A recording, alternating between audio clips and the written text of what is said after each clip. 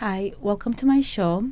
Today, my guest is Terry Hoynatsky, and I did practice for a little while to get this name right because the spelling is a little bit different.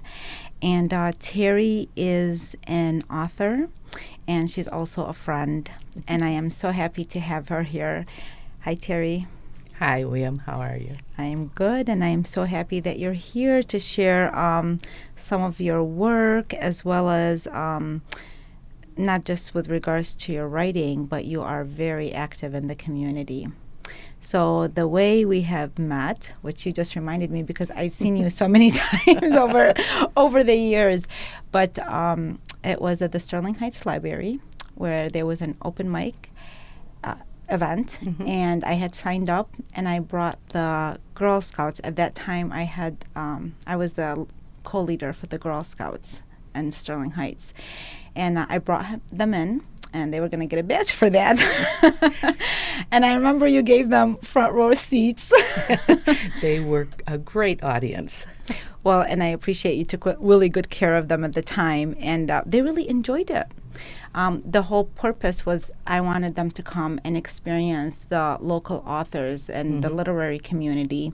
But so you volunteer for this Sterling Heights in various ways. So you want to mention some of them, including I think that was the day that I learned that you guys have a critique group there, and I came to that a couple of times.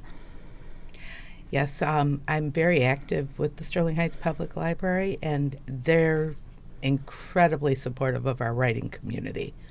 So we have a critique group, the Creative Writers Workshop, and we meet twice a month.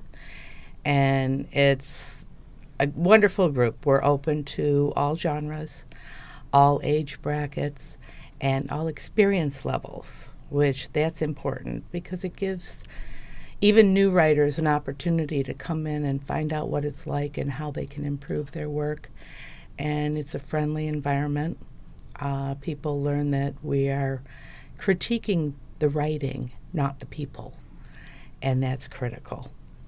There's also the open mic events. We have another one coming up in May. And in July, of course, is our local author book sale, which I'm the volunteer event coordinator for. And that's held at Sterling Fest. And we expect to have over 60 local authors there with their books. Yes, that's a very big event, and I've It is. participated in that a couple of times. Now, can you let us know, how can people know about these events, especially the critique group, because it's the one that meets more regularly? What day do you guys normally meet at what time? We meet the second Tuesday and fourth Wednesday of each month. I'm sorry, I should reverse that. Second Wednesday, fourth Tuesday. It's on the library It's on the calendar. library. Okay. Absolutely. Okay. We start at 6 o'clock, and I know that's difficult for some people working, but you're welcome to sneak in. Even if you're a little late, it's okay. We're always... And then you just bring copies, I believe. That you bring copies, and then you just kind of pass them around. And Yes, exactly. You pass your copies around, and it's great because you get the comments and even the punctuation editing, and then you get all your copies back to take home with you. So it helps when you're rewriting your work. Yes. Well, like I said, I have come to the critique group, and I really enjoyed it, and I found it very helpful as well. So, and so throughout the years, how long have you been involved in this critique group? I've been involved in it about 8.5 years. Oh, I didn't know this long, that it was even going on that long. It actually started almost 10 years ago. I took over as facilitator 5 years ago. Okay. So, but prior to that, Sharon had started the group, and I tried to maintain her atmosphere because she believed in encouragement, and critique can be very positive. It doesn't have to be hurtful. And sometimes critiques can be very harsh, but if they're done in the correct way, it's more encouraging and productive. Yes, absolutely. So throughout this time, you yourself as a writer also. Absolutely. And so throughout this time, you've been building your writing career, and you just published your first book, a children's book. When was that was released last year, correct? It was just Let me released. put the picture up here. Isn't this adorable? I can see with my eyes shut tight. So tell us a little bit about the experience of writing it, why you wrote it, and if people can see on the screen that the illustrator Katie has the same last name, so that's your daughter. That's my daughter, yes. Okay, so there's a lot of talent in the family. Well, and when it came to I Can See, this is a book that it's one of those situations where you look and you read and you see other books and you say, but there isn't one that is creating imagination while children are learning their senses. And so actually I thought of you and the vision board workshop and things like that. And this is a way to help children create their visions. They can use their imagination by closing their eyes and using their other senses and thinking about what they want to see. And it comes true in the book because, of course, the clues lead them right to the picture they're supposed to imagine. But by enhancing that, we can encourage children to envision where they want to be in their future. And we can tell them, close your eyes. Can you picture yourself as a writer, as a doctor, as a baseball player, whatever you'd like to be? And it can bring them there through their own visioning. So that's one of the things I like to encourage with this book. Oh, I love the theme of that. I love the idea of that. And the workshop you're talking about is a workshop that I did at the Sterling Heights Library, which that was really fun to do. That was also a couple of years ago, I think, if not more. A few more than Yeah, a couple. yeah. It's been like at least 3 years ago.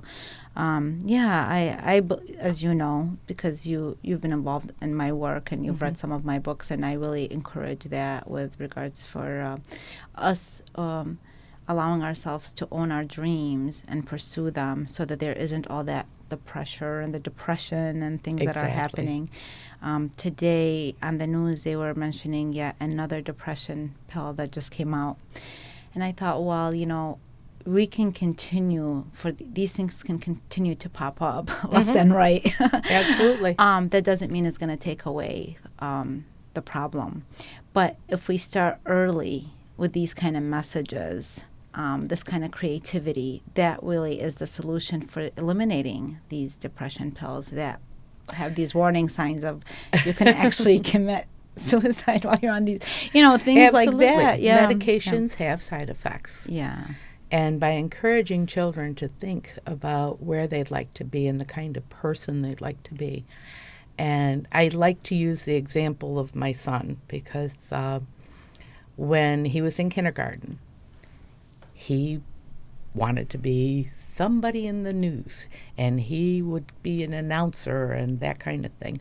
And he did a newspaper article in kindergarten, and he drew a picture of a baseball player, and he wrote a little article about it. And his teacher was very proud and talked about how he was going to be this news broadcaster. And he ended up getting a degree in broadcast communications and is working in the field now. Oh, I did not know this story. Yes. Yes, that So is a it's great something- example. Because you nurtured his dream, did you not? Absolutely. And my daughter has background in English and art, and here she is as my illustrator. And she's also a writer, and she works in the field with words and pictures is how she likes to put it.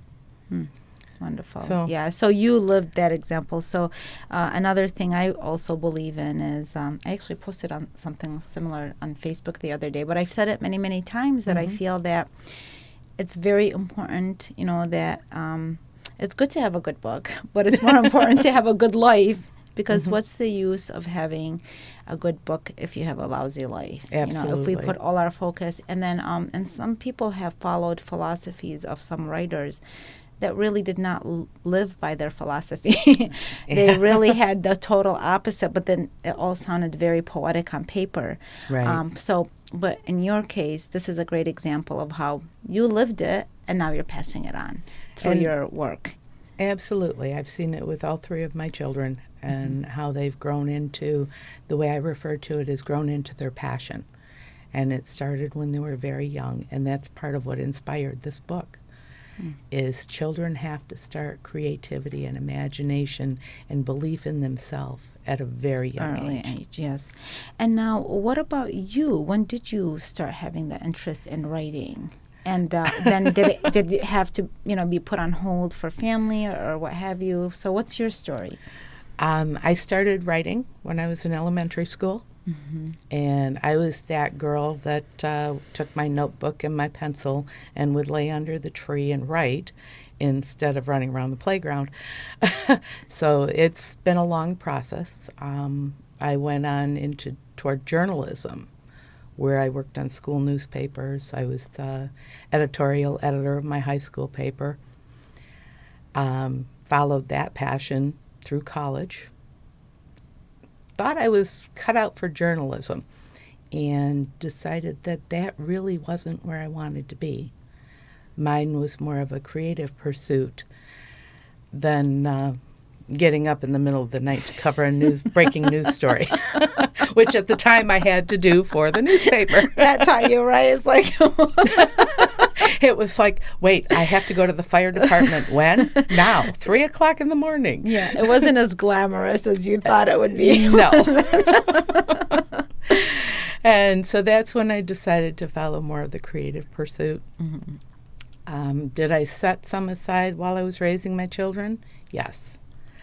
However, I've wrote quite a few cute little children's stories and poems while they were in school, and I used them with art projects and that kind of thing, where I would read a story and then we'd do an art project related to my story.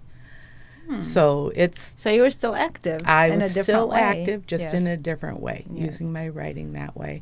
And even when I was teaching, I used writing, oftentimes my writing, to let the students critique or learn from my mistakes. And that helped them improve their work as well. So, Well, and I knew that you're a writer after coming to the critique group and when you read your work and all that. But I think you have this really just natural way of providing service. Because I've seen you being a volunteer in so many different, like every time I find out where you're volunteering, and my head spins just listening to you, because it's like, okay, how do you have all that time? But it's because you have such a big heart, obviously. Well, thank you. And you also, I want to mention that you joined Detroit Working Writers. yes, I did. Yeah, maybe over a year ago, I think, or something like that. Yep, I'm It's in my been- second year. You're in your with second year. Detroit Working Yes, Writers. and so we were very, very happy to have you. But then you did something else last year. And so this seems like you were really, with regards to writing and publishing, that the year for that seems like last year. You were really motivated on that path. It had timing is everything, and you never know what's going to move your timing along. With my dad being sick, there was something about wanting to let him see something that I had produced before he died. And it's a great motivator to make sure, even though he knew what I've been doing and he's watched me through the years. And I reached that point where it was like, okay, we have to have this done. And so I did. I got it done. And I'm proud of the fact that as a motivator, he got me there. Sterling Script is... Yes, and this is what yep, and you know what I'm leading to, because this is exactly, so this is the book that you also published last year. This is my baby. This is your baby. This is my baby. For a long time, I have seen our writing community, and here in Detroit, we have an incredible writing community. I agree. The thing about it is so many people don't know how many awesome writers there are. Yes, true. And so many of the authors do not submit their work. They are writing and writing and improving, and they have incredible work to share, but publishing is a scary business. And for a lot of them, they would never even consider submitting to magazines or that kind of thing. And so Sterling Script was my way of opening that opportunity to the creative writers in our community and taking away some of the stigma of sending in your work and having someone else say whether or not it's good enough to be published, but on a local basis where they can meet with me and I can tell them, well, this is what you have to do to make it better. This is what you have to do to get it published, and we can work together to get it there. So this 20 authors, very diverse backgrounds, very diverse stories, and for many of them, it was their very first published work. And to me, the reward was seeing these authors when they held that book in their hand and they turned the page and got to see their name and their stories and their poetry. It's that feeling that only a published author can really understand. And I wanted them to have that feeling. I commend you so much for that work, because over the years, I went through my own struggle as a writer, which I think We all do. All writers do. And the whole thing of the submissions and the rejections and then getting an agent, then losing the agent, then almost getting the publisher, and then, all these ups and downs. And it's good in a way because Sure. it helps you be more patient. It challenges your perseverance, and it helps you improve your writing. So the whole process is wonderful. But then it can also, at times, you realize you can go so far with it, and then you realize there's something that's no longer, it's not about you. It's not about your writing. There's just certain doors you can't break through. Right. And I think I love technology. I don't knock it down. It's how you use it. Absolutely. Okay. Absolutely. You can knock down social media and this, but it's really how you use it. It's how you use your television set to see what you need. Right. And I think that technology allowed us to really be the writers that we want to be. Now, it's up to the writer, the ones that are taking writing into the publishing process into their own hands, and a lot of them do this, which is they don't put out good books out there. No, absolutely. They don't care enough to put. But if you really care about your writing, and it's more about getting it out, and you make sure that you have read it and revised it and put your heart into it and really Right. taking care of it, then now you have those possibilities, and then you're even making it even more possible for these authors to, you're removing, because that's what we do in the critique group. What I like Right. is that we don't just pat people on the back and say, oh, this is great. No, it's really productive criticism, Absolutely. constructive criticism, and then people I've noticed, they'll bring back that same story. I've even brought back the same story again, because it's like, okay, well, I revised it. Now what do you got to say? Exactly. Do you And still- that's what people do. Yes, because that's how Yes. much you care about your writing. But at a certain point, so there is such a community feeling towards this book, and I'm very proud that I'm in that book, because I've been in Sterling Heights for decades. I have. This is home for me, for actually the majority of my family. And for me, I look at this as one day when we're all gone, and our kids, or all these generations, they find, to me, it has become even more important that our children and our community would come across something like this and see who are the authors that lived here. Yes. What was our community like? Who do we connect with? And there's something so special about that. That's very, it's not easy to describe just in, it doesn't have the hype, but it has the specialness. But it builds community. It builds community. And yes. I couldn't have done it without my team of editors. They all volunteer their time to help create this book. My daughter did the cover design again, so they're again the artist. And you're doing a second. We are in the process of doing a second edition. We hope to make it annual. Yes. So we'll, as long as we can, we're going to keep putting out a new edition each year. And this year we have some really good pieces that are come in, and so we're looking forward to it. And it'll be out again in time for Sterling Fest, so that we'll have the second edition there in the summertime. That's great. So I look forward to that when it does come out. So yourself having worked, I don't know. You've worked with so many writers, because aside from the critique group, now that you're receiving submissions and choosing which pieces to publish and what's going on. So what kind of advice would you give emerging writers or young writers that are interested in this?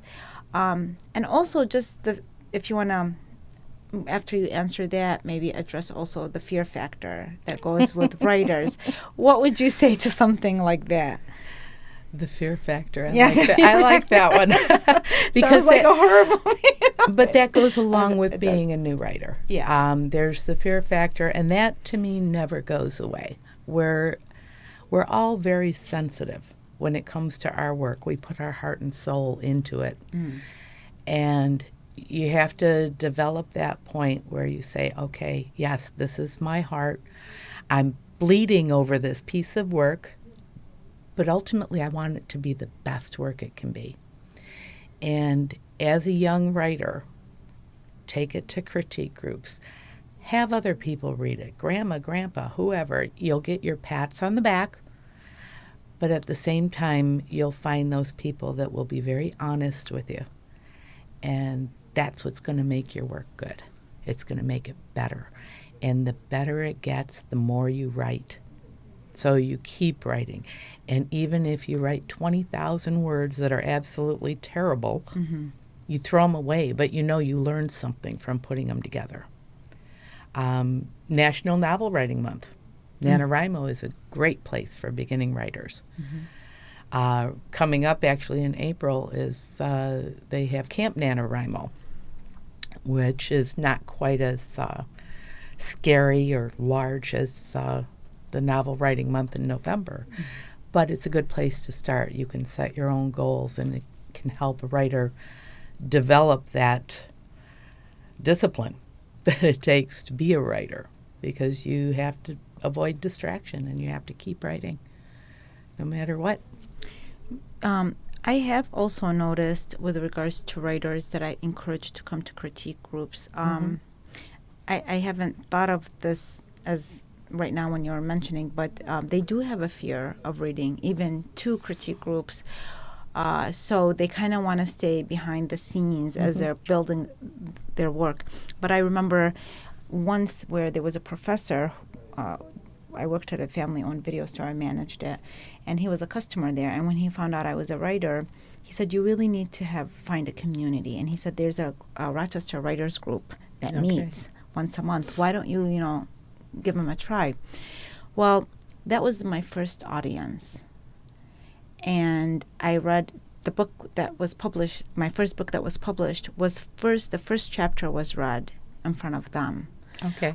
Aside, I was working with a published author at that time. She was critiquing my work, but it was like she's in another state. And, at that time, we didn't even have email. Like, I would mail it, and she would mail it back. But again, it was like the behind the scene. But I noticed there was something different when I was reading it. I myself felt it different. Me, myself, reading it, or if somebody else even is reading it, and the presence of human beings, there's something different about that than when you're just you're only looking at the words and you're not really getting that feeling of what that sounds like, right? Some of those people since then, this was in the mid-1990s, until then, we've been such close friends. We call each other, we see each other.